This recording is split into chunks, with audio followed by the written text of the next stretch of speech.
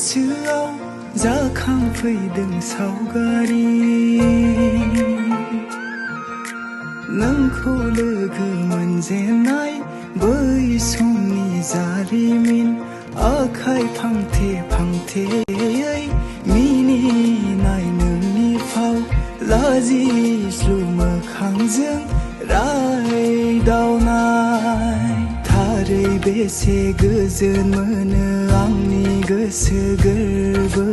गोसोखाङोब्ला नोंजों आंजों गारबोनाय बै समनि सावगारि गोसो बोयोब्ला दिनै जाफुंबाय आंनि सिमा थारैनो बे मोगथां जिउआव रंजानायजों उसिफावदों फोरमायस'